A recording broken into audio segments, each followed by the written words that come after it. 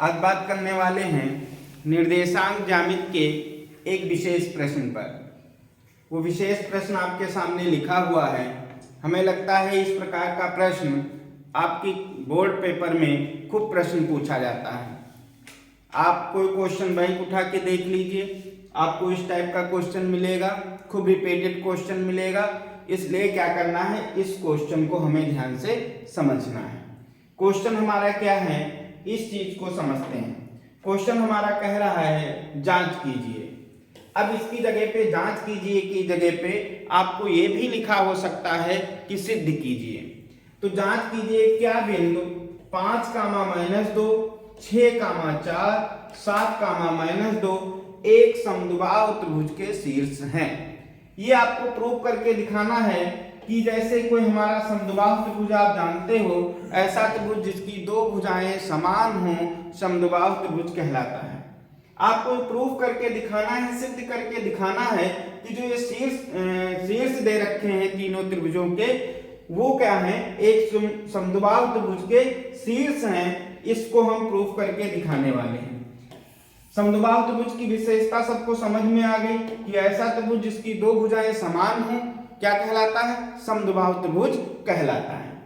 अब जैसे हम क्या करेंगे कि हमको प्रूव करना है कि यह समद्विबाहु त्रिभुज है कि नहीं है। तो साहब अगर एक हम त्रिभुज बनाए, जैसे हमने मान लिया ये त्रिभुज बना दिया ABC, और तीनों के निर्देशांक आपको पता है। तीनों के निर्देशांक, जैसे इसके निर्देशांक x1, y1, इसके निर्देशांक x2, y2, इसके निर्देशांक x3, y3 मान लिए। अब तीनों के अगर निर्देशांक पता हैं तो आप सब क्या कर सकते हो कि चाहे AB की लंबाई पता करना हो, चाहे AC की लंबाई, चाहे BC की लंबाई, आप सब की लंबाई पता कर सकते हो। मतलब कौन सा फार्मूला लगेगा, जो आपको बताए थे दो बिंदुओं के बीच की दूरी का फार्मूला। उस फार्मूले से हम क्या करते हैं, AB, BC, AC का मान निकाल लेते हैं और देखते हैं कि अगर दो भुजाएं बराबर आ रही हैं तो हम कहेंगे दिया गया त्रिभुज, दिए गए निर्देशांक जो हैं वो क्या हैं, दिए गए बिंदु जो हैं वो क्या हैं, एक समद्विबाहु त्रिभुज के शीर्ष हैं। अगर नहीं आता है तो हम कहेंगे समद्विबाहु त्रिभुज के शीर्ष नहीं है। यही आपको जांच करना है या सिद्ध करना है। समझते हैं आगे जरा कैसे करना है। अब देखिए क्या करेंगे, मान लेंगे कि माना एक त्रिभुज है, इस तरीके से एक त्रिभुज मान लिए ABC। हमने क्या किया, A के निर्देशांक 5, -2 मान लिया, B के निर्देशांक 6, 4 मान लिया, C के निर्देशांक 7, -2 मान लिया। ये चीज हमने क्या किया, मान लिया। अब आप देख रहे हो अगर AB आपको निकालना है तो इस वाले A वाले को हम क्या करें, x1, y1 मान लें, B वाले को क्या करें, x2, y2 मान लें। करिए तो आप लिख भी सकते हो, दिया है बिंदु 5, -2, 6, 4 और 7, -2 किसी त्रिभुज के शीर्ष हैं। अब इसके बाद AB निकालना है। सपोज है कि इसको AB निकालना है तो A वाले को x1, y1 मानिए, B वाले को x2, y2 मानिए।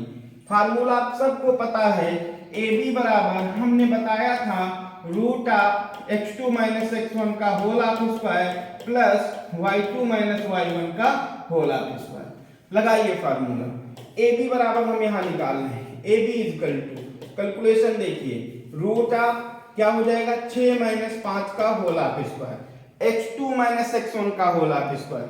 यहां पर देखो x2 6 हो गया, x1 5 हो गया, 6 - 5 का whole of square plus y2 - y1 का होल ऑफ स्क्वायर। y2 कितना हो गया, 4 हो गया, y1 कितना हो गया, -2 हो गया, 4 -2 और सॉल्व कर लिया तो रूट ऑफ, यहां पर देखो 1 बचेगा, 1 का वर्ग 1 हो गया, 4 2 6 हो गया, 6 का वर्ग 36, रूट ऑफ 37 मात्र। अब क्या करना है, BC निकालना है सपोर्ट है।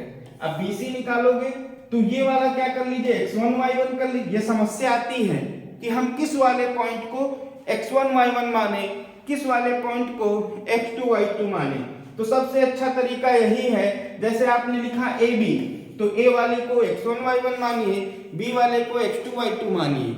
लिखा आपने BC, तो B वाले को x1 y1 मानिए, C वाले को x2 y2 मानिए। अगर आप लिखते हैं AC या CA, तो AC लिखें तो इस वाले को x1 y1 मान लीजिए, इस वाले को x2 y2 मानिए। अगर CA लिखते हैं तो मतलब जो पहले मान रहे उसी को x1 y1 मान लीजिए, कोई कैलकुलेशन में दिक्कत नहीं आने वाली है। अब जैसे BC है, BC में क्या निर्देशांक 6,4 दे रखे हैं।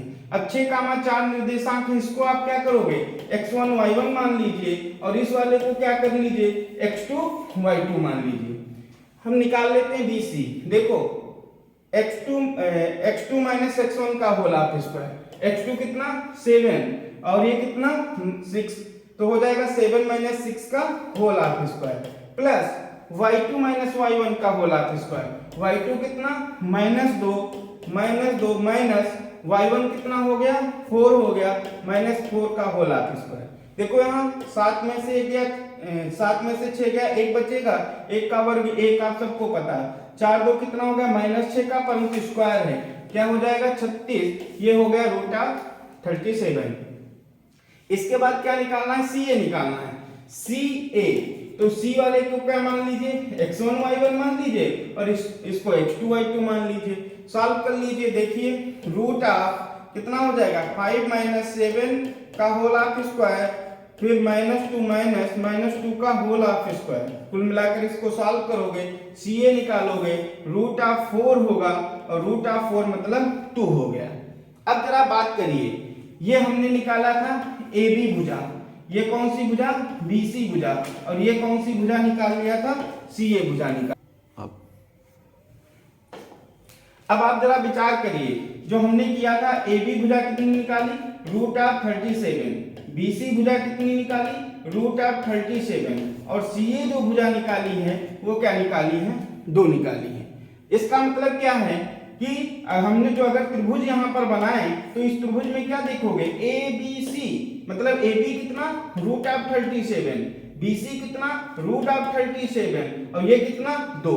इस त्रिभुज को ध्यान से देखिए, क्या समद्विबाहु त्रिभुज को फॉलो कर रहा है, तो हाँ कर रहा है। क्यों, क्योंकि इसकी 2 भुजाएं बराबर आ रही हैं, तो हम कह सकते हैं कि दिए गए निर्देशांक हमारे क्या हैं, समद्विबाहु त्रिभुज के निर्देशांक हैं। और यही आपको जांच करना था कि जांच कीजिए क्या दिए गए बिंदु समद्विबाहु त्रिभुज के शीर्ष हैं, तो आपको जो दिए गए निर्देशांक थे वो समद्विबाहु त्रिभुज के शीर्ष हैं। लिख लीजिएगा, क्योंकि AB बराबर BC does not equal to AC, क्योंकि 2 भुजाएं बराबर हैं, तीसरी भुजा बराबर नहीं है। अतः जो आपको पॉइंट दे रखे हैं, A बराबर 5, -2, B बराबर 6, 4 और C बराबर 7, -2 एक समद्विबाहु त्रिभुज के शीर्ष हैं। हमें लगता है कि इस तरीके का जब भी क्वेश्चन पेपर में आएगा तो आप सब इसको अच्छी तरीके से सॉल्व कर सकेंगे। नेक्स्ट वीडियो में एक अच्छे फार्मूले पे एक अच्छा प्रश्न आपको सीखने को मिलेगा, पढ़ने को मिलेगा। तब तक के लिए जय हिंद।